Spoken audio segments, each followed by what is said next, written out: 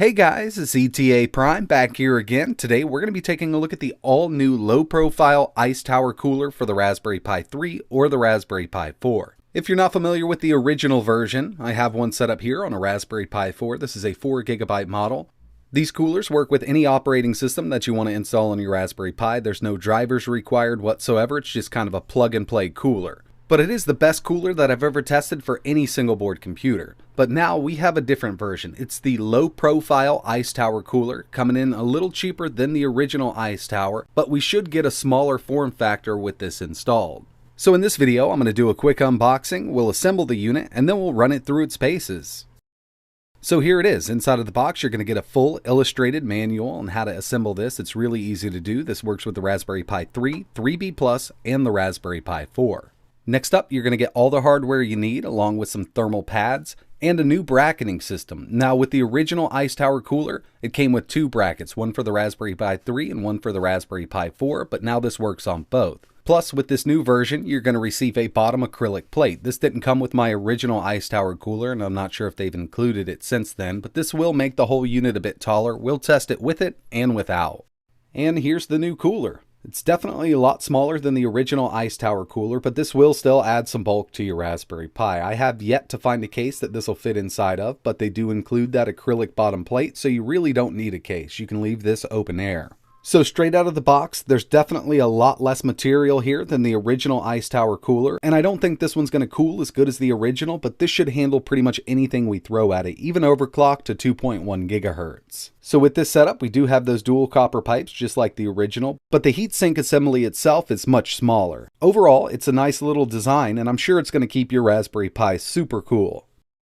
Like I showed you, it comes with full color instructions. It's actually really simple to do. It comes with the screwdriver you need and this new bracketing system, which works with the original Raspberry Pi 3, 3B Plus, and the Raspberry Pi 4. And the first thing we need to do is attach the bracketing system to the heatsink itself. You need to make sure you have these in the correct orientation. Everything you need to know is in that manual. They're going to attach to the aluminum heatsink base with two of the included screws. And the way this is going to attach to the Raspberry Pi is through the mounting holes on the Pi itself, using some of these standoffs that are included. You're just going to put a standoff in each hole on the bracket, and we're going to tighten it down with a nut on the very top. Once we have those in place, we're ready to mount it to the Raspberry Pi, but don't forget to use thermal paste or the included thermal pads to place on the CPU itself. I'm going to be using one of the included thermal pads, but if you have any good thermal paste laying around, you could use a little dab of that. It does have a protective film on it, but I usually leave mine on because this acrylic gets really scratched up. I don't think it looks bad like it is. So for the final step, we need to install the heatsink on the Raspberry Pi 4. I'm just going to place it here, make sure it's in the correct orientation. And from the very bottom, we're going to use 4 more of the standoffs to screw into the standoffs that we already used on the bracketing system. But really, if you don't want to add this acrylic plate, you could just use 4 of the screws to hold the heatsink to the Pi.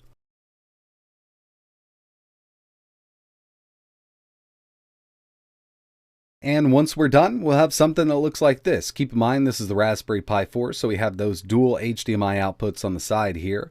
Overall, I think it looks pretty good, but with the acrylic base installed, it's not that much smaller than the original ice tower cooler, and I really wanted this to be much smaller, so I'm going to go ahead and remove that base and just give it another comparison. In my opinion, this is much better with that base removed. We just have a much shorter profile on the whole setup here. It's a lot shorter than the original ice tower cooler, and I think we'll still get some really good performance out of it. Oh, and by the way, I forgot to mention, it does have an RGB fan built in. Now this could be swapped out for pretty much any 2-pin fan that you want to put on here. 40mm is the size of this one here, but it's nice and quiet, and I think it looks pretty decent. So with this all set up, let's get into some testing. And just to give you a quick rundown on my testing method, I have the CPU clock up here, where at the stock clocks of 1.5 gigahertz, I will do a stress test at 2.1 by the end here. Over here, I'm recording my temperature in the background. I'm going to get 40 readouts in 20 minutes, 35, 34. I'm going to test the idle temperature. I'm just going to let it sit. We're going to test out some YouTube video playback. We'll do 5 minutes at 720p. I'm also going to run an extraction test on a 1.1 gigabyte file, and then we'll do an extreme test. I'm going to max out all 4 cores for 20 minutes straight and see if we hit that thermal throttle. And by the way, I have set my thermal limit from 70 degrees to 80 degrees just in case we get any higher than that, but I don't think we'll ever hit 70 with this cooler on it. So let me go ahead. It's going to take me a while to test this out, and I'll get back with some charts. So I'm back after what felt like forever for me. The ambient room temperature is 74 degrees Fahrenheit. All of these temperatures will be listed in Celsius. Idle temp of the Pi 4 with no heatsink, 51 degrees Celsius. The flirt case, which is a non-actively cooled aluminum heatsink, 36 degrees Celsius. The low profile ice tower cooler that we're looking at in this video, 32 degrees Celsius. And the original ice tower came in at 30 degrees Celsius. So going into this, I was pretty sure the original ice tower would cool better, but we're still doing really good with the low profile version.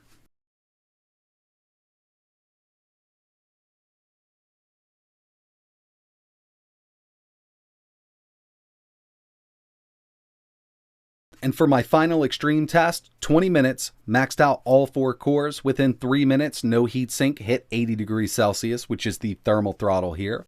The flirt case managed 61, the low profile ice tower, 48, and the ice tower was 42. So overall, even the flirt case will keep you out of that thermal throttle limit if you're not overclocked. Now when overclocking to 2.1 gigahertz, that flirt case can still hit 80 degrees Celsius within this test range of 20 minutes.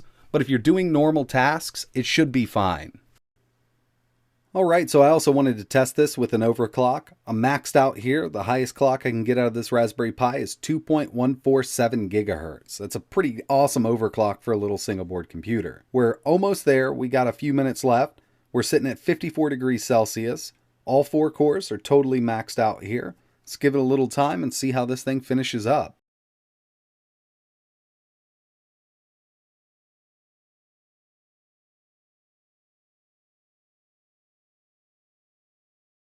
We started at 34 degrees Celsius with the overclock going, and it's actually still going in the background. We ended at 54 degrees Celsius. 20 minutes with all 4 cores maxed out at 100% is definitely an extreme test, and not a lot of people are going to do this with their Pi. But it's awesome to see that this cooler will handle it. So there you have it. The new low-profile Ice Tower cooler for the Raspberry Pi 4 definitely performs well. It's not as good as the original Ice Tower cooler, but we do have a much lower profile, especially with that acrylic base removed. But in the end, it's really up to you. There are other ways to cool your Raspberry Pi. This is definitely overkill, the original and this one here, but I'm personally into this kind of stuff. And I actually think it makes the Raspberry Pi look pretty cool with this giant heatsink on the top. If you're interested in picking one of these up, I will leave links in the description to Amazon. If you have any questions, let me know in the comments below. But like always, thanks for watching.